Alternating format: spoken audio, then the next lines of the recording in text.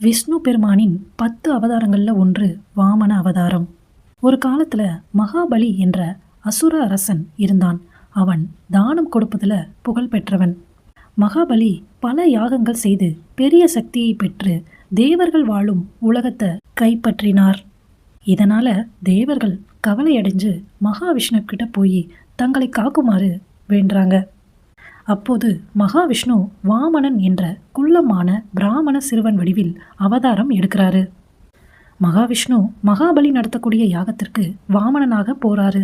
மகாபலி மிகவும் தானப்பிரியன். அதனால வாமனை பார்த்தவுடன் உனக்கு என்ன வேண்டும் என்று கேட்டார். வாமனனாக வந்த இறைவனோ, அரசே, எனக்கு சிறிய ஆசைதான் என்று 3 அடி நிலம் கேட்டார்.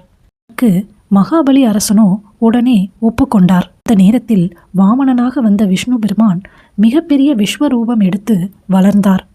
முதல் அடியில் பூமியை அளந்தார். 2வது அடியில் வானத்தை அளந்தார்.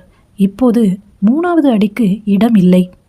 அப்போதுதான் வந்திருப்பது விஷ்ணு பெருமான் என்பதை உணர்ந்த மகாபலி மன்னன் தனது தலையை தாழ்த்தி பணிவுடன் என் தலையில் வையுங்கள் என்றான். அதன்பின் விஷ்ணு பெருமான் அவரை பாதாள உலகத்திற்கு அரசனாக அனுப்பினார். இந்த நிகழ்வின் மூலம் அகம்பாவம் கூடாது, கடவுள் எப்போதும் தர்மத்தை காப்பாற்றுவார் என்பதே உண்மை. வீடியோ பிடிச்சிருந்தா லைக் அண்ட் சப்ஸ்கிரைப் பண்ணிக்கோங்க.